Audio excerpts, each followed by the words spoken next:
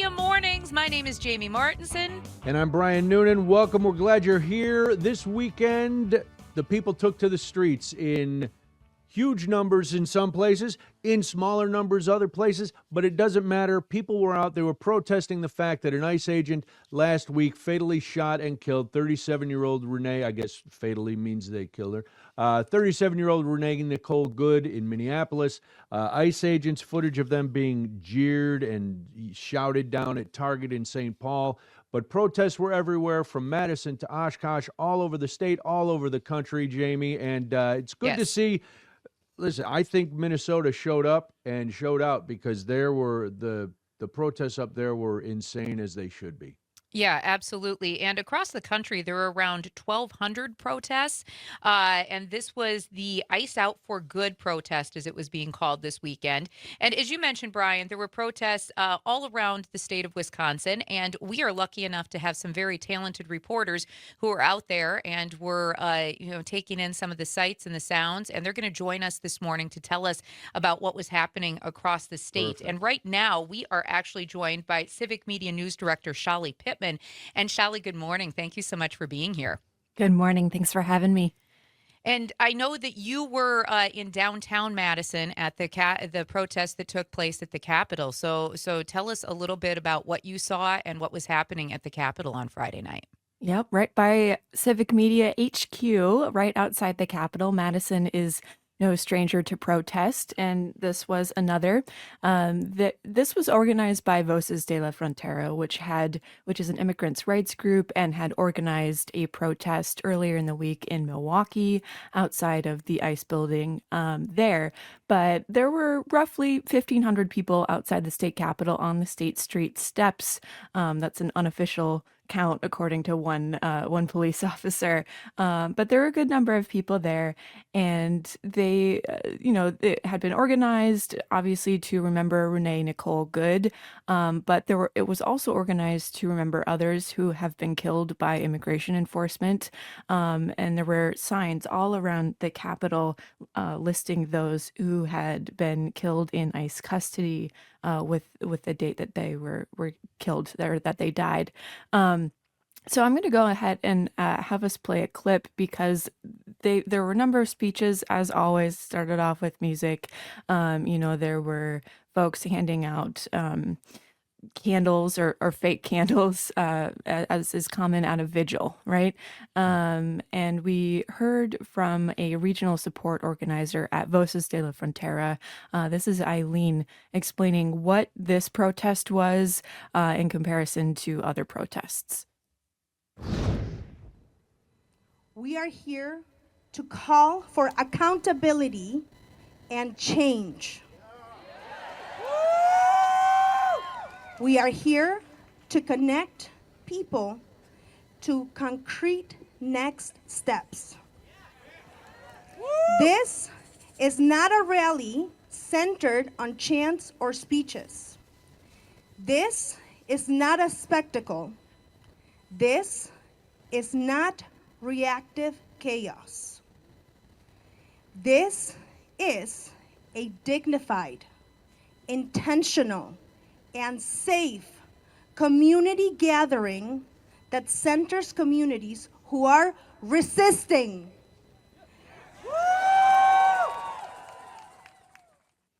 So there you go. You have an organizer telling you exactly what this was, an intentional gathering of folks. And indeed, there were a lot of speakers who pointed attendees to resources, mostly from Voces de la Frontera, and an encouragement to get involved in activities, right? Or to contribute to their community in a meaningful way. I spoke with one woman who had driven down, and she doesn't usually go to protests, but she just didn't know what to do, right? She had dropped off cookies at a local Venezuelan restaurant, but didn't know what to do beyond that. And, there was a table there with resources, encouraging folks to sign up to staff the hotline that Voces de la Frontera runs, or do other things. So Shally Pittman is Civic Media's news director. Shally, we heard Eileen say this is what the protest was. We know the administration sometimes likes to paint any sort of protest as lawlessness and civil unrest and domestic terrorism. Where did this fall? Was it what Eileen said the protest was, or were there some things bubbling up that, the administration could use to point a finger and go, oh, look at Madison, those people are out of their minds? No, listen, Madison is no stranger to protests. There are many, many different types of protest. This was an intentional gathering. I think Eileen she had a good phrase there, right? Yeah. Obviously there was no violence, but, I think there were folks there who I saw a lot of candles and I saw a lot of people looking more intentional and, you know, rather than a lot of rally or a lot of speeches and a lot of marching on something, right? I think folks are still processing. I want to play another clip from Judge Everett Mitchell. He is a Dane County judge and he's also a pastor. He is a speaker at some Madison rallies. He spoke at No Kings last summer, but he also drew on the names of others who are in the African American community who have died at the hands of police officers, and he spoke to how those struggles are intertwined, and he also pushed back on how the death of Renee Nicole Goode has been characterized by federal officials. Let's hear a clip of that. To any elected leaders who will use their platform to take a mother, a wife, a daughter, a neighbor, and dip her name into the ink of suspicion, turning her into a villain into the public square for fear to be baptized into men with guns and vests and tactical gear and try to make her seem like she was the one that was a terrorist. I say faith united for Christ's kingdom. So, Dr. Mitchell or Judge Mitchell, a very effective speaker there. Very fiery. Yeah. I want to highlight another volunteer with Voces de la Frontera who got up and spoke. Before the protest, the rally started, I was walking around looking at signs, right, as you do at a protest. And there were two demonstrators who were right up front, who were grandmothers. And I asked them why they were there, and they said that the fact that Renee Nicole Goode, she had just dropped off one of her children at school, and that she had children who now didn't have one of their mothers, that had really hit them hard, and that was what had resonated. So they had a sign with a piñata cartoon dog on top of it, like a whole dog, that read, "I trust Paw Patrol more than ice." And it kind of mirrors something I'll play in this last clip from the protest in Madison. Karen Uratio Paulnitz is a volunteer with Voces. Renee's murder also rocked me as a mother. Many nights over the past few months, I noticed my child wide-eyed with fear as I lay them to sleep. When I ask what they are feeling afraid of, they ask, "Mama, is ICE coming here?" In pursuit of honesty, I have to tell them, I don't know. And despite my citizenship, my job, or my community roles, I cannot confidently tell my child that if they do come, we will be safe. So that's Karen Uratio Paulnitz. She rounded out that quote by saying, "But I do tell my children that there is a network of people in our community who are here to help us." And so it didn't end in a completely negative note. Yeah, we had reporters out in all communities in Wisconsin over the past few days. We also had a freelancer in Milwaukee where there was another protest on Friday at the same time. This was at least the second of the week Voces had their protest outside the ICE building. Then on Wednesday, and our freelancer Mario Caran was also out and was asking folks why they were attending and what their biggest motivation was. And I just want to play one clip that he got to us. It has a participant that we're declining to name, but I want to go ahead and I hear this from Mario.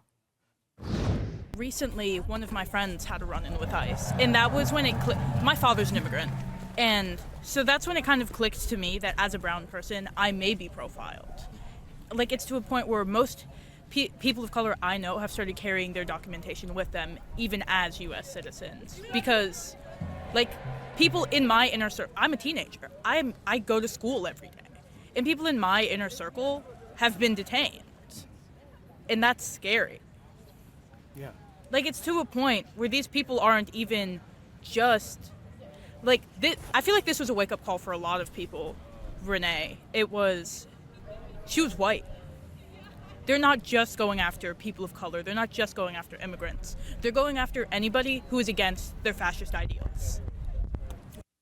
Okay, so protester in Milwaukee, not mincing words, but we had folks all across, which I see we have someone else joining us. We do. And this has been Shali Pittman. She is the Civic Media News Director. Shali, thank you for being here this morning. Shali. And we want to bring in Melissa Kaye this morning as well. She is a Civic Media reporter in Wisconsin Rapids, a little bit smaller area. But Melissa, what were you seeing this weekend at the protest that took place in your area? Well, thank you for having me on, Jamie. This weekend at the protest, our group here in Wisconsin Rapids meets weekly on Friday and Saturday, and they've been doing this since March.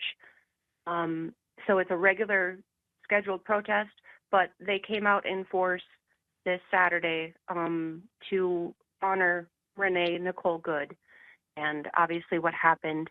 I hope you have the clip that I sent in because I got a lot of really good feedback from the people that were there and talking about just the frustration and the struggle with what is happening with ICE agents in Minneapolis, and that they're moving to other places as well. And there's a lot of concern. But the overwhelming response that I had from the people that were there, we're talking about the positive responses that they're getting from the people driving by. Yes, there is some negative. There was one gentleman who drove by while I was there who literally stopped his car in the middle of the expressway to scream and shout at really nasty things at them.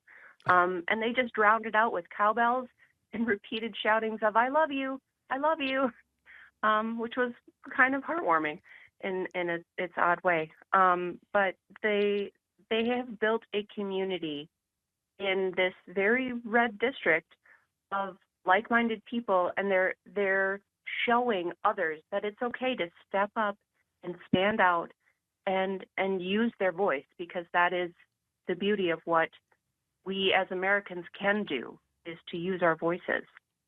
Melissa, do you have just a few minutes to hang with us here this morning? We're coming up on the break, and we want to get to that clip that you had. Can you stay on the phone and join us after we come back?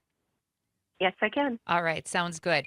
It is 7:19 right now. That was the voice of Melissa Kaye, Civic Media reporter. And Brian, this is a really important conversation. And Wisconsin did show up, and they showed that they are not going to stand by what happened in Minnesota last week. So we'll continue this conversation with our Civic Media reporters. It's 7:19. You're listening to Civic Media Mornings. My name is Jamie Martinson. And I'm Brian Noonan, and this is the Civic Media Radio Network. Now, thank you so much for joining us on this Monday morning. You are listening to the Civic Media Radio Network. If you're listening on WISS, Oshkosh, or Appleton, maybe you are listening on WRCE in Richland Center. We are glad that you're here. My name is Jamie Martinson. And I'm Brian Noonan. And Jamie, we've been talking to Civic Media reporters from around the state who were covering the protests that happened over the weekend, just calling more attention to the murder of Renee Nicole Goode in Minneapolis by an ICE agent last week. And where are we going next? Well, we're going to stay with Melissa Kaye, who is our Civic Media reporter in Wisconsin Rapids. Melissa, you were talking a little bit before the break, for anybody who's just joining us, about the reaction from the protesters to maybe the people who weren't so happy they were there in your area. This is a group of people who get together regularly. But you also mentioned that you have some audio that you want us to play this morning. Yes, this is Paula Clavine, and she talked about not only how terrible it is of what's happening with ICE, but also she mentioned that we don't have to wonder what Germans in World War II were going through at that time, because we know now, because this is it. This is what they were going through at that time. But the clip you're going to play is talking about ICE. Oh, it's awful. It's abhorrent. They are thugs. They are masked, so they can't be identified. J.D. Vance said that they have complete immunity, and they do not. They're still human beings. They need to take their masks off. They need to identify themselves, and they need to stop being so cruel. Wow. So Melissa, are there plans in your area? You mentioned that this group of people who were out protesting over the weekend do this regularly. I'm sure they'll be back out there. Have you heard of anything in the Wisconsin Rapids area for a larger protest besides what they do on a regular basis? I know that they're meeting on the 14th this week at noon at the Wisconsin Rapids Social Security office, and they have a text, or they do have a text message option, but they have an email address where they send out, and they sign up people every week. I spoke with the organizer this weekend, and she said almost every protest somebody new stops by and adds an email to the list. So it continues to grow. It continues to be beneficial to the area. They've raised money for the food pantry, collected food donations. They've made donations to the women's shelter here in Wisconsin Rapids. So they are actively working to do good and make change here in the middle of Wisconsin Rapids, while also using their voices to protest what's happening with the Trump administration, and specifically this weekend, what happened in Minneapolis with the killing of Renee Nicole Goode. Melissa, thank you so much for joining us. That is Civic Media reporter Melissa Kaye. Brian, we have one more stop we're going to make here this morning, and that is in the Appleton, Oshkosh area. We have our reporter Lisa Hale on the phone right now. Good morning, Lisa. How are you? Good morning, Jamie. Good morning, Brian. I'm Good fine. morning, Lisa. Well, we are glad that you're here, and I know that you spent some time in the rain during your protest. So tell us what was happening in the Appleton, Oshkosh area, please. Well, on Thursday night, the Peaceful Patriots organized a vigil. It was not so much a protest as it was a candlelight vigil for Renee Nicole Goode. And it was in the pouring rain. We had about 75 people out there huddled under umbrellas in their parkas, trying to keep from getting drenched, but at the same time holding their candles, whether electric or real, and were listening to hymns and being quiet, and just, it wasn't a protest, it was a vigil. They were standing there and remembering Renee Nicole Goode. It was an interesting event. Lisa, as you're out covering this and you're talking to the people who were at this vigil, are you finding that it's people who have been involved in vigils or protests for a long time, or are these people who have just gotten to a point where they have to do something and this is what they've decided to do? Actually, it's a mixture of both of those. The vigil was put on by Peaceful Patriots, who does a protest almost every Saturday. They and Indivisible Winnebago County have separate protests within the Oshkosh area every week. But Peaceful Patriots has a strong core group of people that come out. But for this vigil, there was actually some people who came out who were there because they needed to feel community and needed to feel connection. And I sent the quote from Donna Janis. She was one of those. And that's why she was out there in the pouring rain, was to feel connection with people who she called good people. I decided this morning that it's so painful. The images that I needed community and I needed hugs. So I knew that there would be good people here. And as I said, that was Donna Janis, and she was one of those that just needed the connection. Now, there were other, what I would call regular protesters, such as Leo Nelson, who is a member of the Young and Campus Democratic Socialist Association at UWO. And they came out with several of their friends to be part of it because of what they see as ICE overstepping. And I have a quote from Leo as well. conversation and also repping the struggle against ICE in America, who, think that they can use terrorist tactics and mob or violence and intimidation to scare not only people of color, but like every American citizen within the United States with, their violent tactics. And we're here to show that's not okay. And then we did have some people. I had one person that I talked to who would not give me her full name because she's scared. She said, the way she said it is, I work for a living and I can't openly say these things. But she was upset over the fact that, of course, the murder, and her name was Jennifer, and she had some really good things to say too. That is Civic Media reporter Lisa Hale. We're going to have to leave it right there. Thank you so much for joining us for this look around the